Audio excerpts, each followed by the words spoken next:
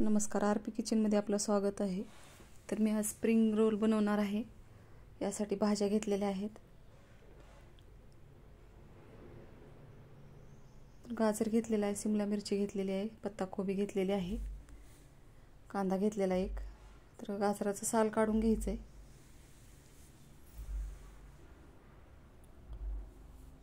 भाज्या कट करत असताना किंवा कांदा कट करत असताना लांब लांब आकारामध्ये कट करून घ्यायचं आहे।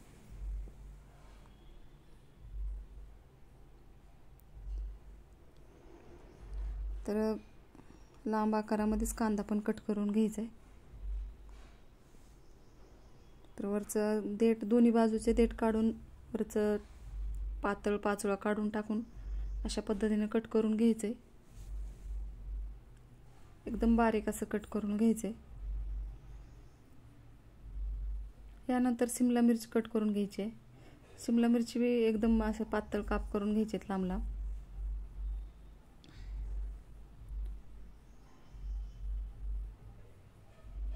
अशा पद्धतीने कट करून घ्यायचे।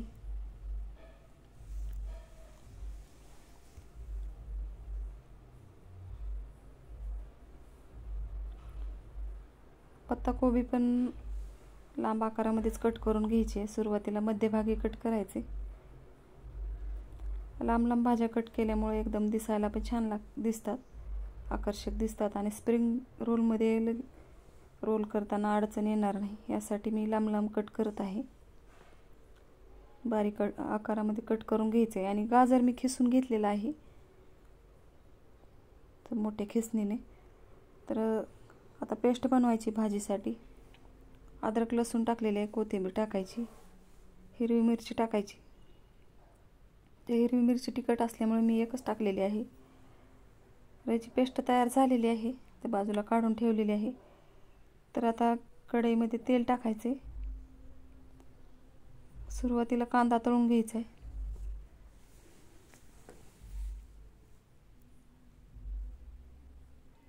तर आता वाटलेली पेस्ट याच्यामध्ये टाकून घ्यायची कांद्यामध्येच। तर आता हे तळत आलेलं आहे, सर्व भाज्या याच्यामध्ये टाकून घ्यायच्या।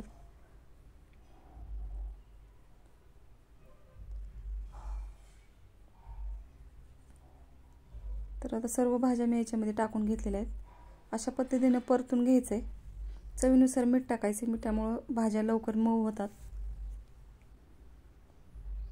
तर बघू शकता एकदम रंग बदललेला आहे। तर 5 मिनिट झाकण ठेवायचे। तर आता भाज्या शिजलेल्या आहेत, ह्याच्यामध्ये मसाले टाकून घ्यायचे।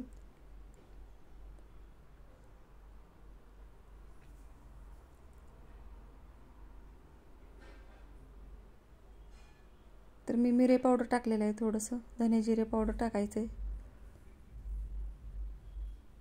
तर टोमॅटो सॉस टाकलेला आहे, मोठे 2 चमचे। तर आता चमच्यानं मिक्स करून घ्यायचे। तर मी आता रेड चिली सॉस घेतलेला आहे, 1 चमचा टाकायचा आहे।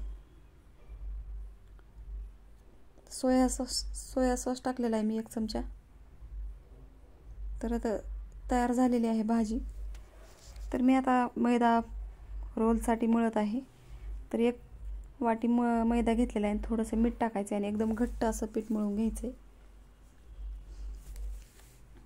तर बघू शकता पीठ मळून झालेलं आहे। तर 5 मिनिटानंतर लगेच लाट्या करून घ्यायच्यात।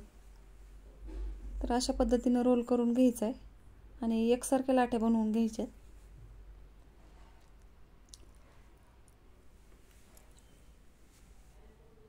अशा पद्धतीने कट करून घ्यायचे। 7 ते 8 लाट्या तयार झालेल्या आहेत माझ्या।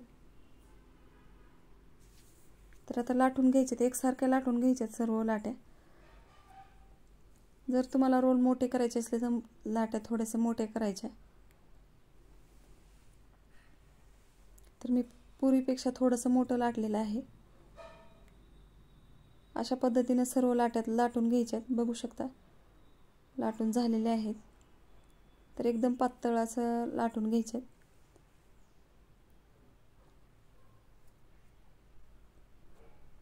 तर मी लाटीला तेल लावणार आहे, तेल किंवा तूप लावायचे। तर अशा पद्धतीने तेल लावलेलं आहे ब्रशनं आणि थोडासा वरून मैदा टाकायचा आहे आणि दुसरी लाटी याच्यावर ठेवायची।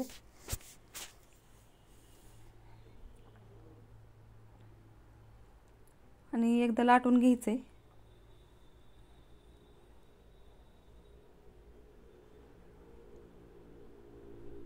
अशा पद्धतीनं लाटून घेतलेलं आहे मी.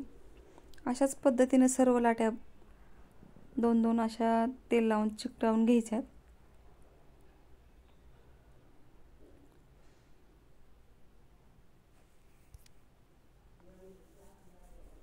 तर आणि दुसऱ्या पण लाटीला अशाच पद्धतीने लावून घ्यायचे, तेल लावून मैदा लावून दुसरे लाटी ठेवून लाटून घ्यायचे.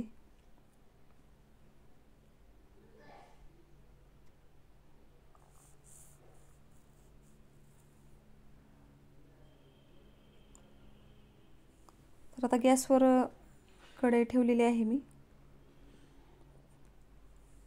तर अशा पद्धतीने दोन्ही बाजूनी भाजून घ्यायचे.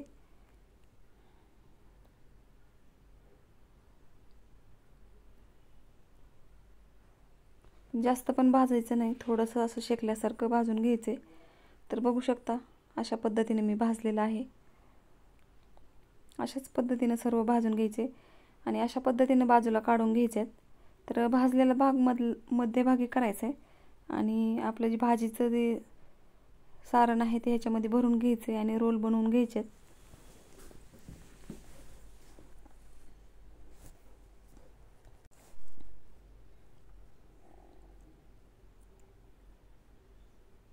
तर अशा पद्धतीने रोल बनवून घ्यायचं आहे.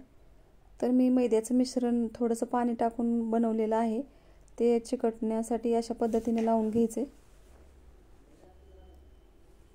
तयार झालेले आहेत रोल, बघू शकता. तर आता तेल टाकलेलं आहे तळण्यासाठी, एकदम गरम झालेलं आहे तेल. तर मध्यम आकारामध्ये तळून घ्यायचे, जास्त गॅस मोठा ठेवायचा नाही. जेवढे रोल कढईमध्ये बसते तेवढे तळून घ्यायचे. तर दोन्ही बाजूंनी अशा पद्धतीने पलटून तळून घ्यायचे. बघू शकता एकदम छान असे तळलेले आहेत आणि एकदम कुरकुरीत असे रोल तयार झालेले आहेत.